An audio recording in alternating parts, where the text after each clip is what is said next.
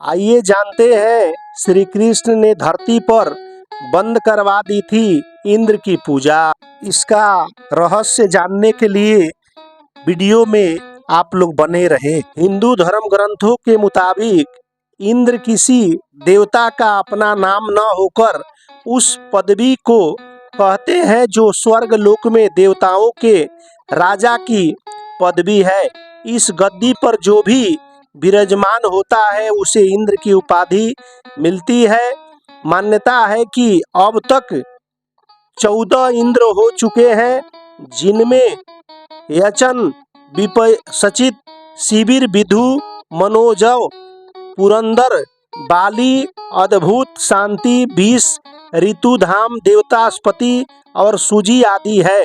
यह भी माना जाता है कि इंद्र के पद पर जो भी बैठता है उसे हमेशा सिंहासन छीनने का डर रहा, जिसकी वजह से वह किसी साधु और राजा खुद तो ताकतवर नहीं बनने देता था, ऐसी कोशिश करने वालों को वह अप्सराओं से मोहित कर पदभ्रष्ट कर देता या राजाओं के यज्ञ के घोड़े चुरा लेता।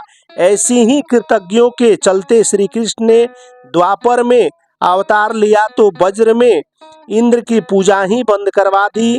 कृष्ण के अवतार से पहले वज्र में इंद्रोत्सव पूरे धूमधाम से मनाया था।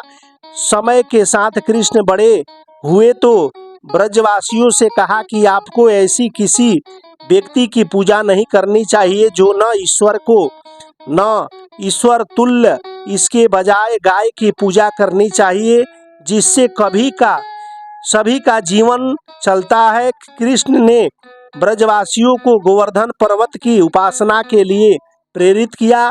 ब्रजवासियों ने कहा कि इंद्र की पूजा बंद की गई तो वे क्रोधित होकर बारिश बंद कर देंगे, तो गायों को चारा कैसे मिलेगा। इस पर कृष्ण ने कहा, हम किसी ऐसे देवता की पूजा क्यों करें जो हमें डराता है।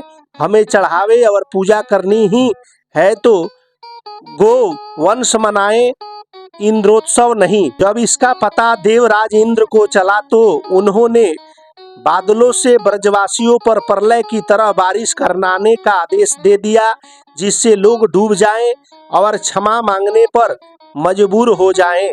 इंद्र के आदेश पर मूसलाधार बारिश शुरू हो गई तो जो कई दिन तक चली। ब्रजवासियों परेशान हो गए तो कृष्ण ने गोवर्धन पर्वत अपनी अंगुली पर उठा लिया और सभी ब्रजवासियों को नीचे बुला लिया। ब्रजराज पर्वत के नीचे आने पर ब्रजवासियों पर वर्षा गर्जना का कोई अवसर नहीं पड़ा। परेशान इंद्र ने श्री कृष्ण से युद्ध छेड़ दिया, लेकिन जब उन्हें श्री कृष्ण के अवतार होने का पता चला तो क्षमा मांग ली। मगर तब से धरती पर इंद्र की पूजा बंद हो गई और गोवर्धन पूजन शुरू हो गया।